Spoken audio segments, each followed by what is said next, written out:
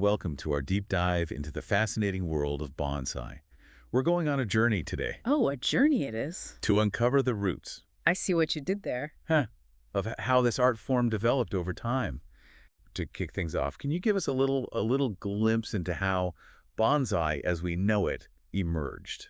I know there's a rich history there with cultural exchanges, philosophies. It really is fascinating to trace it all back. It's a long and winding road, so to speak. Oh, I bet. But to put it simply, the earliest forms of what we now consider bonsai, well, we can trace those back over 1,000 years. Ancient China.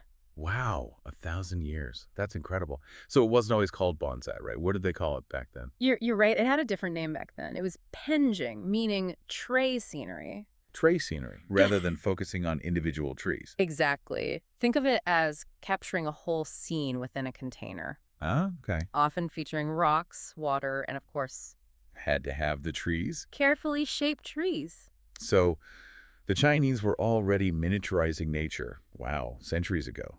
What led to that shift from those miniature landscapes Right. to the more tree-centric art that we associate with bonsai? Well, it was a gradual shift, probably a lot of factors involved.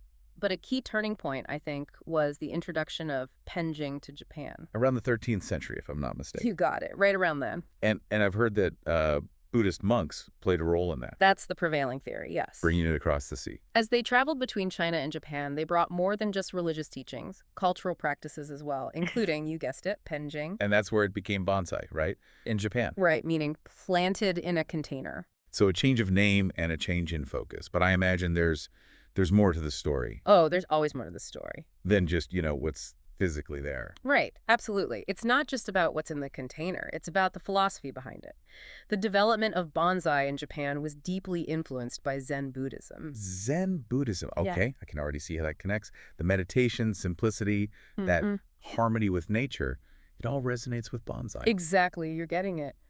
The practice of bonsai and Zen principles, they became intertwined. It's about cultivating inner peace, patience, a deep connection with nature. More than just shaping the tree. Way more than that. So are there specific Zen principles that you can see in bonsai, in the techniques or styles maybe? Oh, absolutely. Let's take wabi-sabi, for example. That concept of embracing imperfection and transience. Wabi-sabi, okay. And you see that reflected in bonsai styles that emphasize asymmetry, naturalness, Oh, interesting. even the inclusion of deadwood. Wow. So a seemingly simple bonsai can actually embody some pretty complex philosophical ideas. See, now you're thinking like a bonsai master. Huh. I've got a ways to go. But it makes me wonder, did bonsai always have this elevated status? Or did that evolve over time? Another great question. Bonsai's journey through Japanese society, it really is fascinating. Yeah. Tell me more.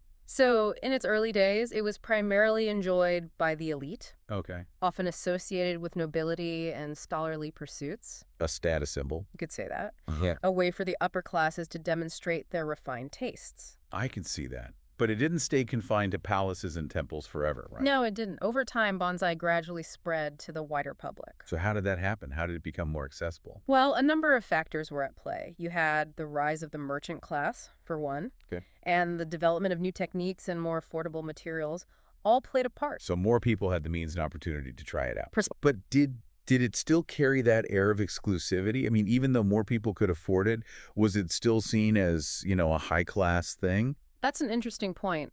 While bonsai retained its artistic value, it also began to be appreciated for its therapeutic qualities. Oh, that's interesting. People saw it as a way to connect with nature, to find peace amidst city life, and to express their individual creativity.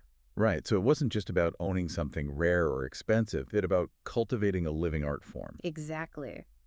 And with that shift, bonsai really started to flourish. It led to new styles, techniques, even specialized tools. From those early miniature landscapes to the refined art of bonsai. Wow, what a journey. And we've only just scratched the surface. I'm already seeing those miniature trees in a whole new light. Speaking of shaping, I'm curious about the techniques themselves. How did those early bonsai folks, shape the trees? Did they have special tools? The techniques.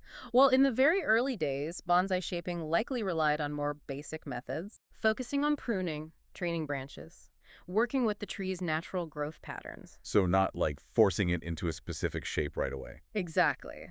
But as with anything, over time, the art of bonsai developed, and so did the techniques. Makes sense. What came after pruning? Well, bonsai practitioners started experimenting with more intricate shaping, Hmm. including wiring. Wiring, that's where they wrap wire around the branches, right? To guide their growth. It always seemed, I don't know, kind of counterintuitive to me, wrapping a living branch in metal. It might seem that way at first glance, but when done correctly, wiring allows for incredible precision. Bonsai artists can create dramatic curves, bends, all those things that give a bonsai character. I bet it takes a lot of skill. Oh, you bet. And patience. I can imagine. It sounds like wiring really was a game changer for bonsai, opening up all these new possibilities. It really was a pivotal development, and it shows the ingenuity and artistry of bonsai practitioners throughout history. So from China to Japan, from miniature landscapes to these meticulously shaped trees, what a fascinating journey it's been. It really highlights how bonsai has evolved over centuries, Hmm. reflecting cultural exchanges, philosophical influences, and of course, a connection to nature. And it's not over yet. Before we move on, though, I think it's worth taking a moment to appreciate just how much history, how much philosophy is packed into these miniature trees. It's really quite remarkable, isn't it? Truly is. Each bonsai is like a living tapestry, woven together with threads of time, tradition, and artistic expression. I like that. A living tapestry. It really is like a tapestry, so many threads woven together. And as bonsai spread throughout Japan, you started seeing different regions, different schools of thought emerge, Oh, interesting. each with their own distinct approach. Like different art movements almost, Well, but with trees. Japan. Exactly. Did it evolve differently in other parts of the world? Absolutely. New cultures, new climates, even new tree species led to some fascinating adaptations. Like different branches growing from the same ancient root system. What are some examples? Well, take Europe. Bonsai was introduced there in the late 19th century, Yeah. mainly through exhibitions. Like it. European bonsai artists, they were drawn to the aesthetics, the philosophy of Japanese bonsai, but they started experimenting, incorporating native tree species. Makes sense. Why limit yourself to Japanese maples when you have all those oaks and beeches? Right.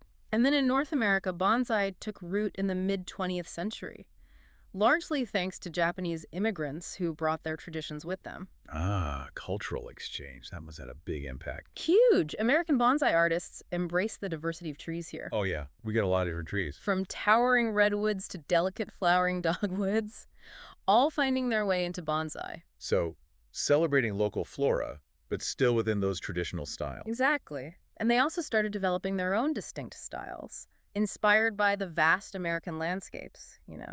It's amazing to see how bonsai has taken on these different forms around the world.